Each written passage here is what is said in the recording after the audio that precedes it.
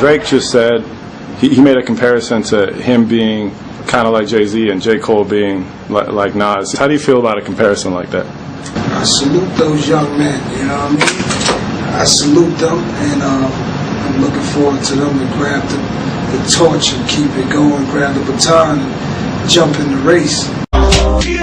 I want the money in the cars in the clothes, the hoes. This my nigga Drizzy from Young Money. Y'all might have saw him on that show with Grassy. They call him Junior, man. But when we come to do for y'all tonight, it's something for the ladies. You like my glasses? Yeah, I was about to say it's my first time in the world. It's still my first time. He's from Canada, and this is his first time in the world. Show that man some fucking love. Now, I don't know if y'all saw him out here rapping, what that nigga rap, say, act, and let's tell you about this one for the ladies. Let's go. I'm chilling, man. You already know, backstage. My big brother Weezy show. You know what I'm saying? In this hometown, and I feel like I be around so many New Orleans people every day. I feel like, you know, sometimes I catch myself like, what's up, baby? You know, I catch myself getting in New Orleans, but yeah, man, you know, just showing love to Pope DVD. Anything out the NO is good for me, man. Being an NO like this, so you already know what it is, man. Young Money, Cash Money, shit. That's what it is, man. So how did you and Weezy link up, man? What happened with that shit? To a friend of mine, you know, he just had an opportunity to play Weezy some stuff, and Wayne called my phone right away. You know, my friend had the number on him, and he just called me. And shit, I flew out to Houston, and we linked up. You know what I'm saying? Like, I got this rapper from Canada. His name is Drake. He's real big. He's actor and all that. He's in the Grassy High, all that type of stuff. He has his own TV or whatever radio show there. I just don't know of it. His name Drake though, but he a big shout out Drake Drizzy. Like he was talking about, he's so good. Like, he wrote on Dre's album Deep Tax, and he's been. So you know, I was like, why you wanna be with me? Like, I mean, like, what could I do? He was like, nah, the feeling over here is just, this is what a real true artist. Like the first time I came up here thinking the campus was huge, and seeing all the new stuff they got, it's just, you know, it's interesting.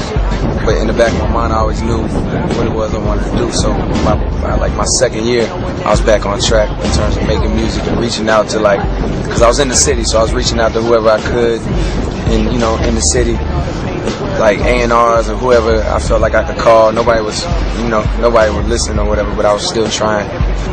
Mark Pitts introduced me to Jay. Mark Pitts was like Biggie's manager. He's over at Job now. But he introduced me to Jay, and Jay heard a song I had called Lights Please, which I actually did while I was still here. It was like my last semester of my senior year or whatever. And that's when I did that song. And then he heard it, and it got him interested. Came through and, you know, took the meeting, and then the rest was history. My story is different, you know, not to take anything away from them, but everybody's story is different, so my story is going to make me, you know, and not a lot of people can say they went to St. John's and graduated with whatever the case is. You know, 10 years from now, I want to still be getting covers, like, so it's the very early stages of a long career, I hope. So for me to get gas off of these accomplishments, which are big, but in the grand scheme of things, they're just steps, you know what I'm saying? I never really, for the past 10 years, I really haven't thought about no other careers. I always knew I was going to make it, but it was just about when. So when I graduated and all my friends went and got, like, all my friends from St. John's went and got they like 9-to-5 jobs, and they was making like $30,000 a year, $40,000 a year, and I was like broke, and I was working at a job making $10 an hour, but I'm trying to pay rent, so I'm grown now. You know, once you graduate, you're not just a broke college student, you're just really just broke as hell.